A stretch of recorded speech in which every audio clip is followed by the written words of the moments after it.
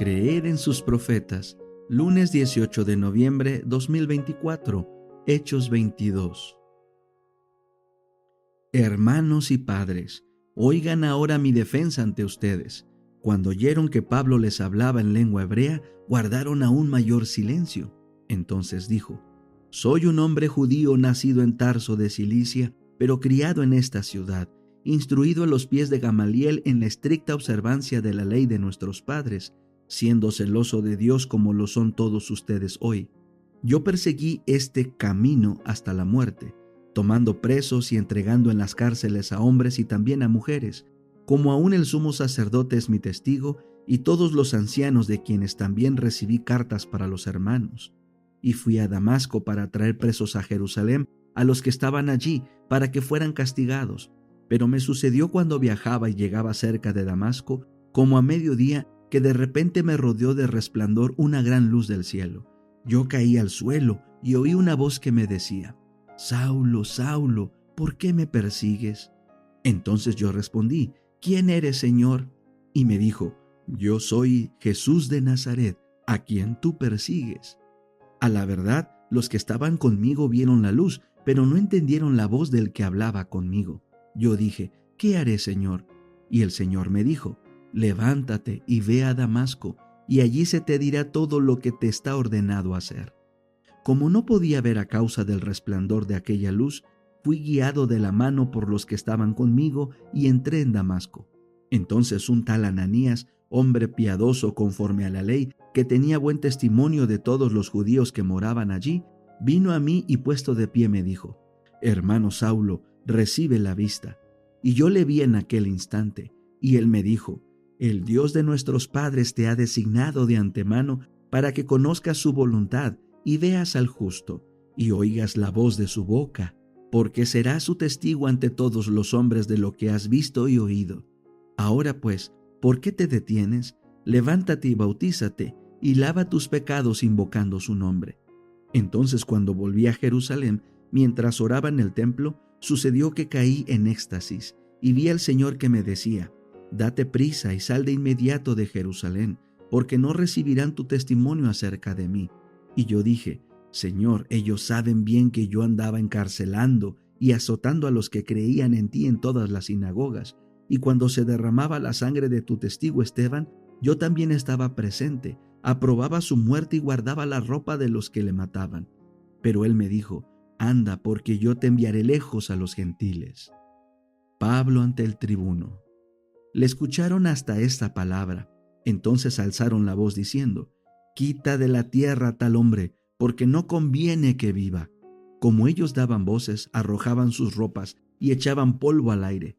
El tribuno mandó que metieran a Pablo en la fortaleza y ordenó que le sometieran a interrogatorio mediante azotes, para saber por qué causa daban voces así contra él.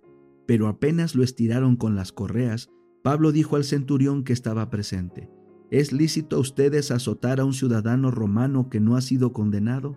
Cuando el centurión oyó esto, fue e informó al tribuno diciendo: ¿Qué vas a hacer? Pues este hombre es romano. Vino el tribuno y le dijo: Dime, ¿eres tú romano? Y él dijo: Sí.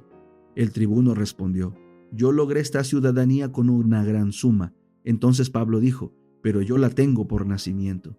Así que enseguida se retiraron de él los que le iban a interrogar. También el tribuno tuvo temor cuando supo que Pablo era ciudadano romano y que le había tenido atado. Defensa de Pablo ante el Sanedrín. Al día siguiente, queriendo saber con certeza la verdadera razón por la que era acusado por los judíos, le desató y mandó reunir a todos los principales sacerdotes y a todo el Sanedrín de ellos, y sacando a Pablo, lo presentó delante de ellos. El deseado de todas las gentes. Capítulo 76. Judas. Judas se había unido a los discípulos cuando las multitudes seguían a Cristo. La enseñanza del Salvador conmovía sus corazones mientras pendían arrobados de las palabras que pronunciaba en la sinagoga, a orillas del mar o en el monte. Judas vio a los enfermos, los cojos y los ciegos acudir a Jesús desde los pueblos y las ciudades. Vio a los moribundos puestos a sus pies, presenció las poderosas obras del Salvador al sanar a los enfermos, echar a los demonios y resucitar a los muertos. Sintió en su propia persona la evidencia del poder de Cristo. Reconoció la enseñanza de Cristo como superior a todo lo que hubiese oído. Amaba al gran Maestro y deseaba estar con él. Sintió un deseo de ser transformado en su carácter y su vida y esperó obtenerlo relacionándose con Jesús. El Salvador no rechazó a Judas, le dio un lugar entre los 12, le confió la obra de un evangelista, le dotó de poder para sanar a los enfermos y echar a los demonios, pero Judas no llegó al punto de entregarse plenamente a Cristo. No renunció a su ambición mundanal o a su amor al dinero. Aunque aceptó el puesto de ministro de Cristo, no se dejó modelar por la acción divina. Creyó que podía conservar su propio juicio y sus opiniones, y cultivó una disposición a criticar y acusar. Judas era tenido en alta estima por los discípulos y ejercía gran influencia sobre ellos. Tenía alta opinión de sus propias cualidades y consideraba a sus hermanos muy inferiores a él en juicio y capacidad.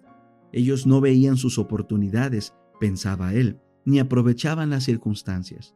La iglesia no prosperaría nunca con hombres tan cortos de vista como directores. Pedro era impetuoso, obraba sin consideración. Juan, que atesoraba las verdades que caían en los labios de Cristo, era considerado por Judas como mal financista.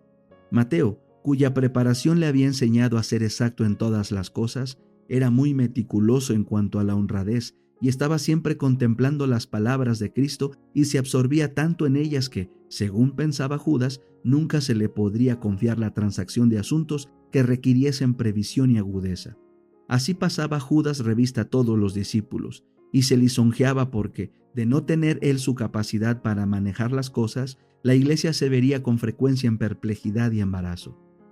Judas se consideraba como el único capaz, aquel a quien no podía aventajársele en los negocios. En su propia estima reportaba honra a la causa y como tal se representaba siempre. Judas estaba ciego en cuanto a su propia debilidad de carácter y Cristo le colocó donde tuviese oportunidad de verla y corregirla. Como tesorero de los discípulos, estaba llamado a proveer a las necesidades del pequeño grupo y a aliviar las necesidades de los pobres. Cuando en el aposento de la Pascua Jesús le dijo: «Lo que haces, hazlo más presto», los discípulos pensaron que le ordenaba comprar lo necesario para la fiesta o dar algo a los pobres.